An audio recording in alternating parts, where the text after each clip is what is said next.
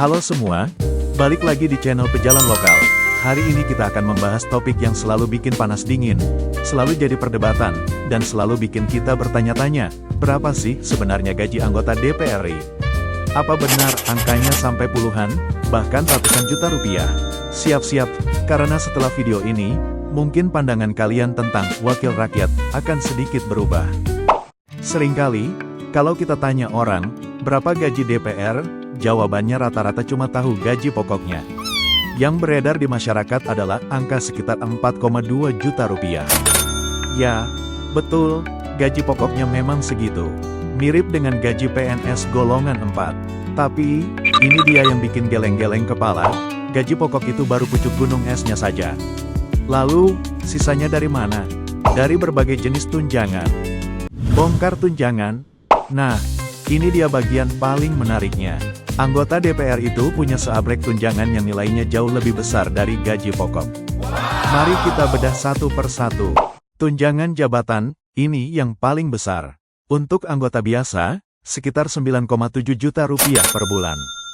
Kalau ketua komisi atau wakil ketua DPR, bisa lebih tinggi lagi. Tunjangan istri dan anak, betul, ada juga tunjangan keluarga. Sekitar 10% dari gaji pokok untuk istri, dan 2% untuk setiap anak, maksimal 2 anak. Angkanya memang tidak terlalu besar, tapi ini tambahan. Tunjangan komunikasi intensif, nah, ini favorit saya. Angkanya fantastis, bisa mencapai 15,5 juta rupiah per bulan. Alasannya, untuk menunjang komunikasi mereka dengan konstituen. Tapi, apakah semua dipakai untuk komunikasi?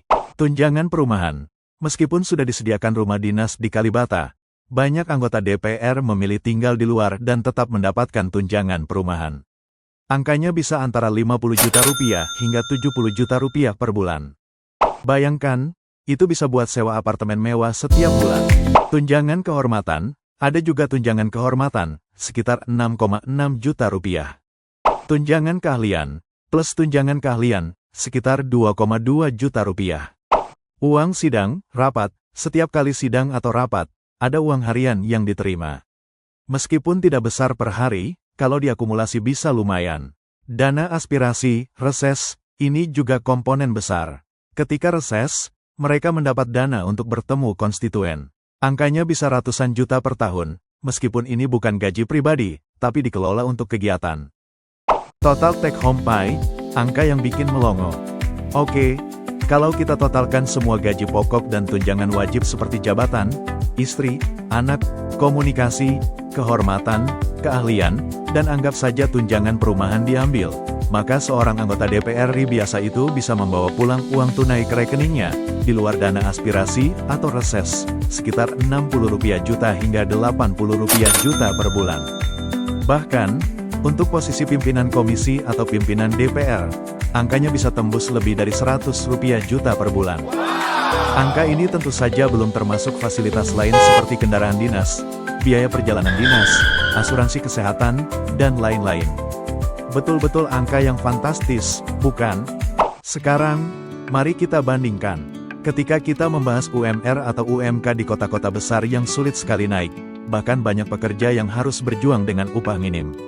Angka Rp 60-100 juta per bulan ini tentu sangat mencolok. Ini adalah uang rakyat, uang dari pajak kita. Apakah penghasilan sebesar itu sudah sebanding dengan kinerja mereka? Berapa banyak undang-undang yang sudah mereka sahkan? Seberapa sering mereka turun langsung ke masyarakat dan menyerap aspirasi? Apakah kebijakan yang mereka buat benar-benar pro rakyat? Kontroversi dan kritikan publik.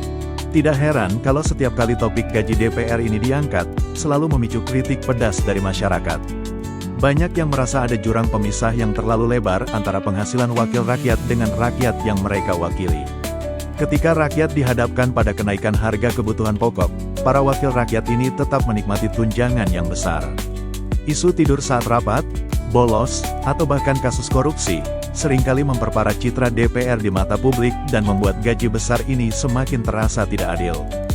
Alasan dibalik gaji yang tinggi. Tentu saja, ada argumen yang menyebutkan mengapa gaji dan tunjangan anggota DPR ini begitu besar. Salah satunya adalah untuk mencegah korupsi. Dengan gaji yang layak, diharapkan mereka tidak tergoda untuk melakukan praktik-praktik ilegal. Argumen lainnya adalah untuk menarik orang-orang terbaik agar mau terjun ke dunia politik dan menjadi wakil rakyat. Lalu, ada juga yang beralasan bahwa tanggung jawab mereka sangat besar, mengurusi hajat hidup 270 juta lebih penduduk Indonesia. Opini publik dan harapan. Terlepas dari argumen-argumen tersebut, pertanyaan besarnya adalah, apakah tujuan-tujuan itu sudah tercapai? Apakah gaji dan tunjangan yang besar ini sudah benar-benar membuat kinerja DPR optimal, bebas korupsi, dan selalu berpihak pada rakyat? Nah, itu dia bedah tuntas tentang gaji dan tunjangan anggota DPR RI. Sekarang giliran kalian, apa pendapat kalian tentang angka-angka ini? Apakah menurut kalian gaji dan tunjangan ini wajar? Atau terlalu berlebihan? Bagikan opini kalian di kolom komentar di bawah. Jangan lupa support konten Pejalan Lokal agar Mimin selalu semangat memberi informasi terbaru. Sampai jumpa di video selanjutnya.